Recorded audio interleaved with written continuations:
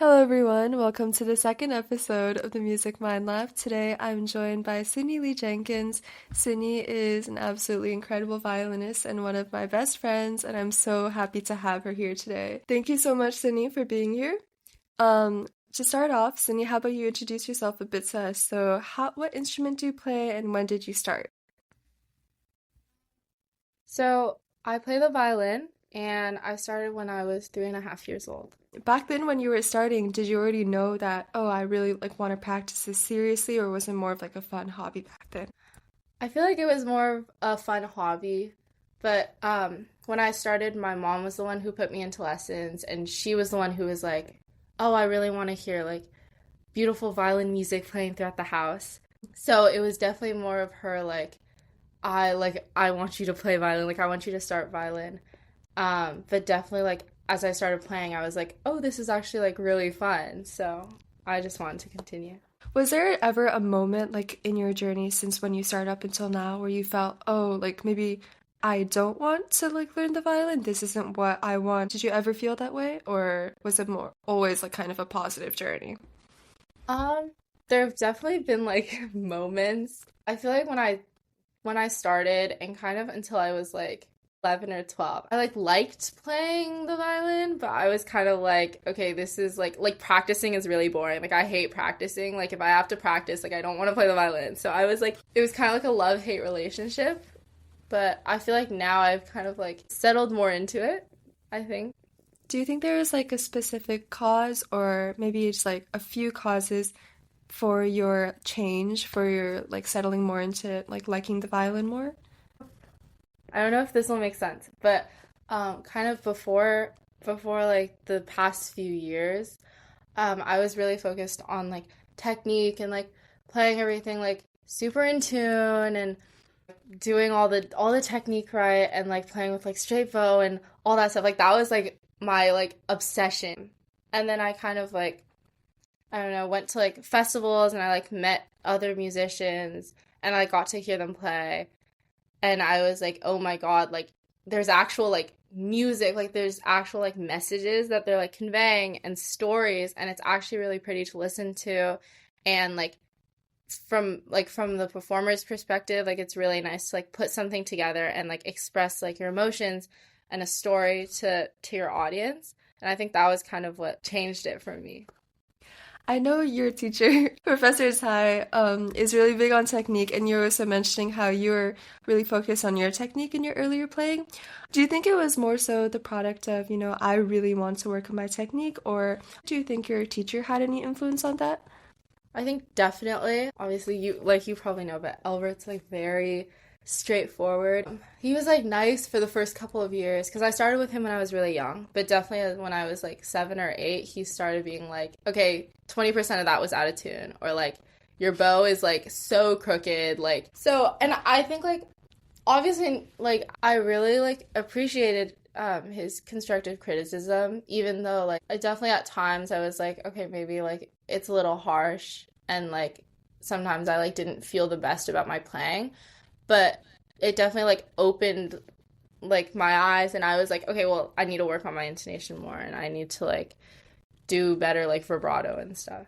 So Right. I think definitely a lot of his influence. Also my mom's, because she was coming to my lessons, and then she would hear that I'm 20% out of tune, and then she would make me go and work on intonation a lot at home. And I think that kind of I kind of got used to this whole work ethic that she was imposing on me back when we used to practice together, when I was really young. So Right. When did you start practicing alone? Do you remember around what age you were? I think it was around when I started going to summer festivals by myself and stuff, and I was showing my mom, okay, I can practice on my own, So when I was 10 or 11. What was the first festival you went to? Um, I, I think it was Interlochen in 2019. And then since then, I know you've been to CSS, obviously, and Yeah. also Yellow Barn. But what were some of the other ones you went to? And do you have any highlights or specific stories or experiences from those camps that were really impactful to you? I did the Sphinx Performance Academy. for a couple years. I did like a bunch of their various like summer programs because they have them at like different like universities. And this isn't like a specific story, but I just like really appreciate like that festival and like the organization in general just because all the camps would be at like Juilliard and CIM and all these really like prominent music schools across the country. And the tuition was free and you were staying in the dorms and you were learning from these really cool faculty. And it's like a really small camp. So it was like getting to create a really, really close personal connection with everybody. Mm-hmm. And especially because I went to that camp when I was like 11 or 12, I was, I think, on the younger side of the participants. So I was definitely feeling like really awkward and like insecure about my like playing ability. Like the people that I met there were really nice, and I'm actually still friends with like a lot of them today. So it's really nice, and it's like a whole network. I definitely felt that a lot as well at CSS, but also something that you mentioned specifically, like feeling insecure about your playing to other people, I definitely resonate a lot with as well. And I was wondering, do you have any specific strategies to kind of get over that experience? Because I know it's very common across a lot of musicians. And how did you like move past those like anxieties or insecurities? I don't know. I try to think a lot like fake it till you make it. I know like at the beginning like it can seem really daunting to like I don't know fake it till you make it but honestly I think that's like the best way. Like you have to fake that you're like confident in your playing and that you're like confident in your abilities, and then you just have to like to feel satisfied in the work that you've done leading up to like performances or competitions, or like even when you arrive at a festival and you have like music that you've prepared, like you have to feel confident in the work that you've done to prepare. And then also, my teacher says this a lot. He's like, if you're going to play, at least play confidently, because if you don't play confidently, then it's still going to sound the same. It's just you're not going to be as confident. So I think I guess that's similar. Just like be confident in your abilities. Like Right. even if you're not actually like confident, just like act like pretend like you're confident and like I was also wondering, like, applying this confidence to competitions and performances. You are an amazing player and you've showcased that at some amazing competitions.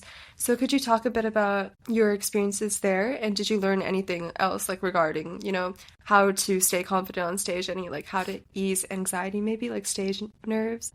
I do a lot of like local competitions, and I try to like enter as many competitions as possible and like as like audition for like literally whatever is going on, just so that I have like more performance experience and like more time like getting myself to like build up this like stage presence and this confidence, because I think it's really important. And especially I think like walking on stage enthusiastically and then like smiling is like so underrated. Like I feel like it's really I find it really really helpful for my playing, and like I find that I play a lot better like when I do that, and it's like not even related to my playing. And I think something that I've learned from competitions is that like you really can't like take any of the results to heart, regardless of if they're good or bad. Like obviously, like celebrate if you like win and stuff.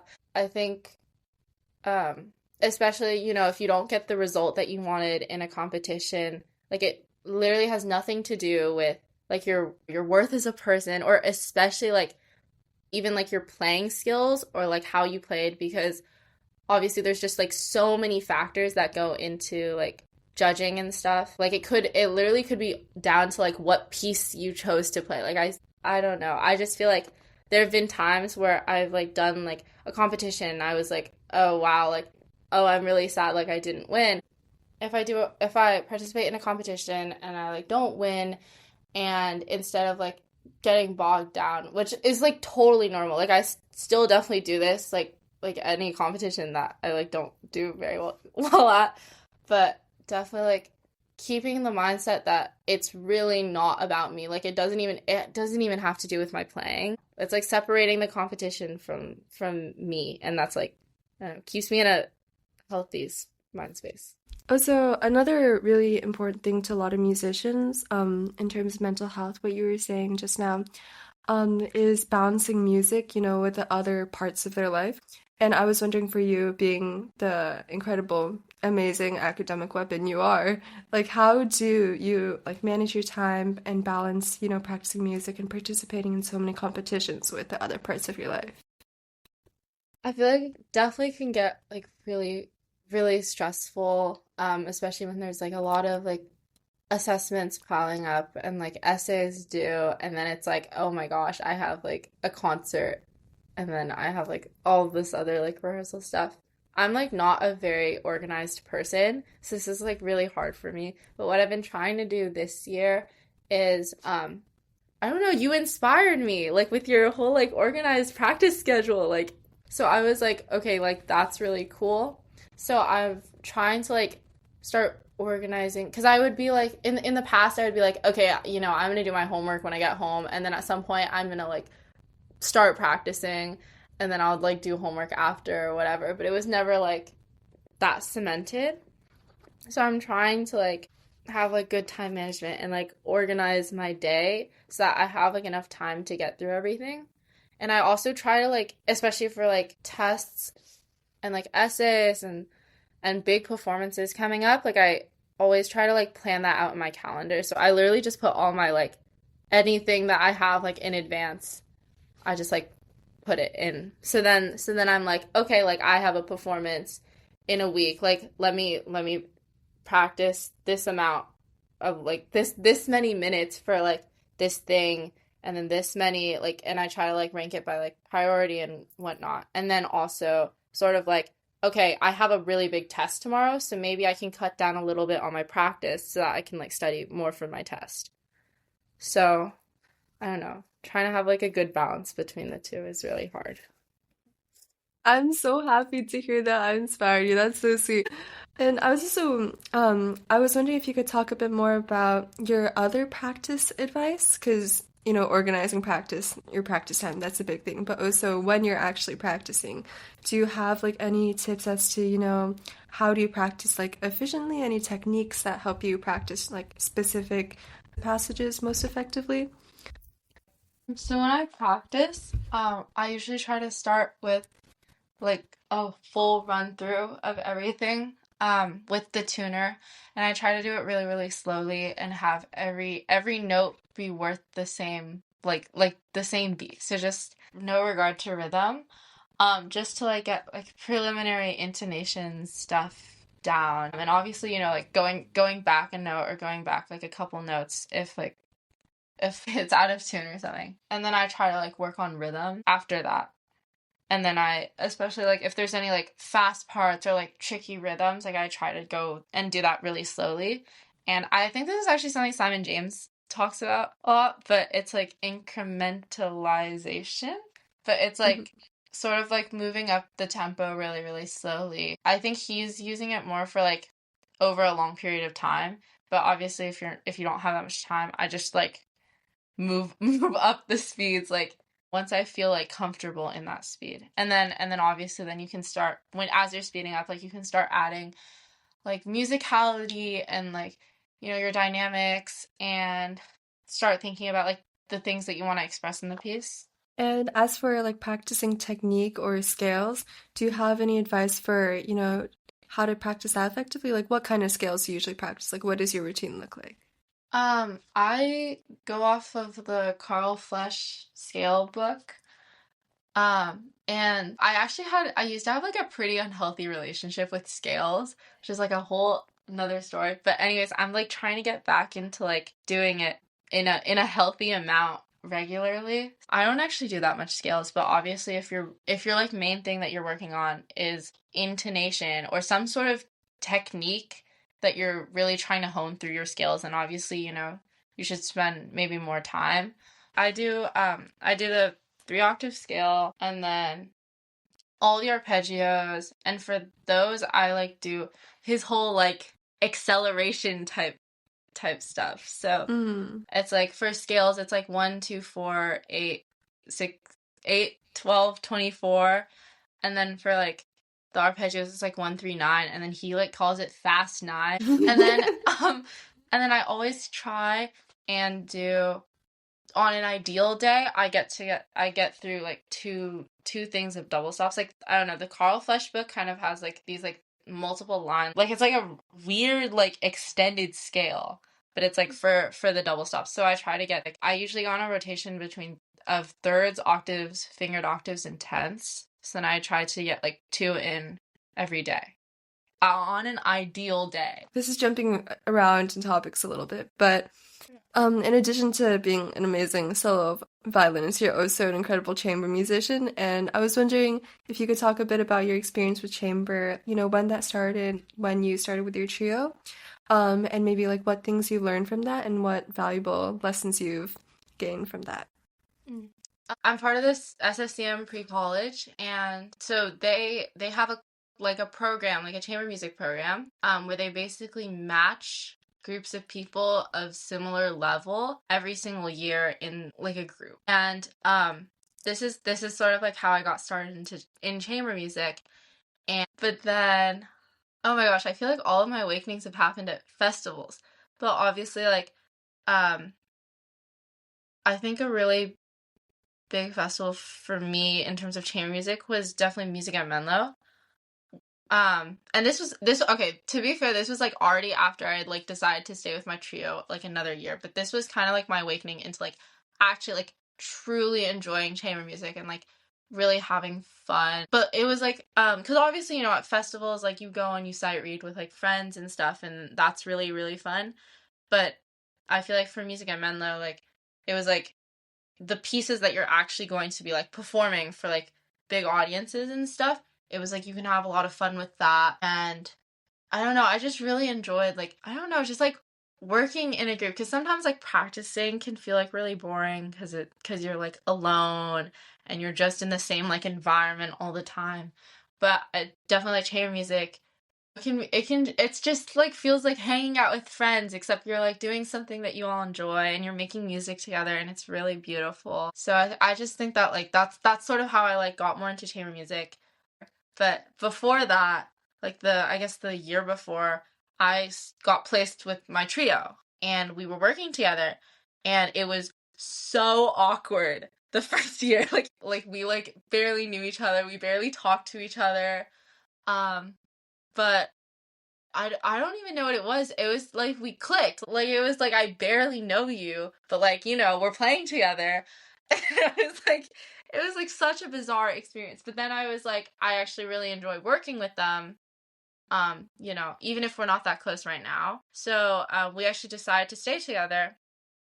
And I think sort of like that second year is when we started like getting really, really close. And now we have like a very like, I don't know, sibling-esque like relationship. So it's really nice, and they're kind of like, I don't know, like a comfort space.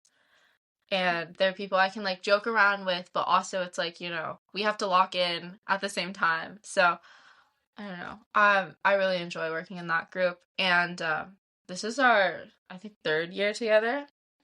So it's been a little while. But and then I think one of my biggest lessons from chamber music is, it's actually something that I learned really, really recently. And I don't know, it kind of like ties into like my solo playing, because I was talking about how technique was like a really, really like big part of my like life like a couple years ago, and I was like super obsessed with it.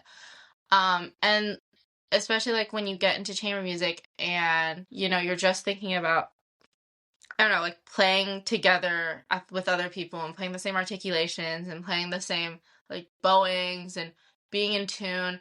It's like burdening a little bit. But something that I learned really recently, it's from Jonathan Brown. He's the chamber music teacher at Colburn. So, he basically said that like the best string quartet in the world could not play more in tune than a mediocre pianist, and could not play any more technically perfect than a mediocre pianist. I just thought that was really interesting, because it's kind of like no matter how hard you try, like you're not going to be like a machine. Like But I think that when he means like mediocre pianist, I think he's like trying to indicate that, like that can be just someone who's like playing the right notes, like without any like intention or like story that they're trying to convey. And I think what's really special about chamber music, and obviously, like playing with um like talented musicians and like people who like have something to say, is that like you can really like express your emotions and like express like a story, and I don't know, bring people to tears and stuff like that. Like I think that's really magical. And I think, I don't know, especially like in chamber music, when like multiple people come together to like create this like either like this consensus like story that we're trying to convey. I think it's really cool. And I'm so grateful I got to be in your chamber group this summer. You Oh are my an gosh. amazing chamber musician. It was an honor. Since we're kind of nearing like the end of our time for the interview, do you have like any other specific topics that you would like to talk about before we like go into like the closing thoughts?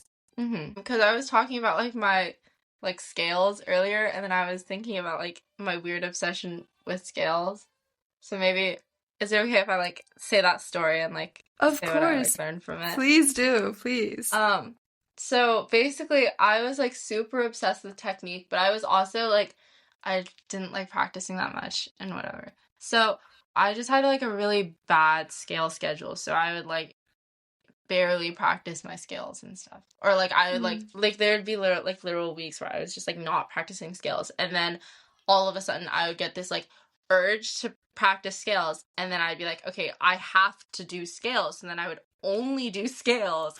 As I started doing more and more practice, I would like go like I think a little crazy with the scales. Like I think there was one time, so then I had to like play a scale in front of like an audience, which was like really scary. Like it was like as a punishment. So at a summer camp.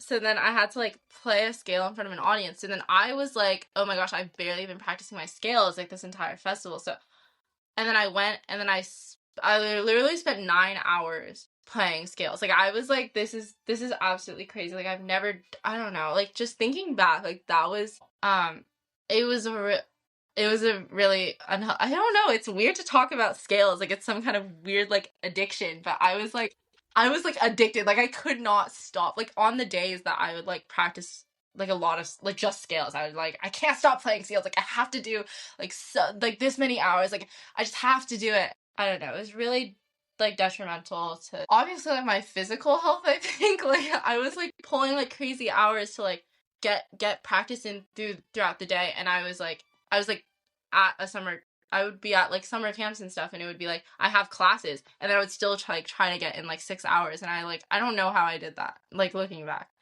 And in fact, my technique did not get that much better. So like I just think like maybe it's because I'm always used to doing scales in like such a large like quantity, but I think that like I don't know, even doing like 30 minutes of scales is like sometimes it feels like I'm not doing enough for me to actually be making like a big change. But I just have to like keep reminding myself that it's like all exponential, or it's like, every single time, like every minute that I spend on scales is beneficial to my technique. So like no matter how little time I'm spending on it, in like the grand scheme of things, as long as I'm like at least dedicating a little bit of my time every day to the scales, I think that's really helpful. That's so beautiful, and I'm so glad you say that. Okay, well, I think now we can kind of transition to our closing thoughts. So, just for you, what is, I guess, like a final message or a piece of advice that you'd like to share to everyone who's listening to this? I feel like a final piece of advice, just like go for it and like do everything and be confident, and like always act confident even if you're not actually confident. Perfect. Okay, thank you so much, Sydney. I had so much fun talking to you today, and I learned so much. I learned so much from you every time I talk to you. And thank you so much to everyone for listening to this, and please look forward to the next episode, which will be next week.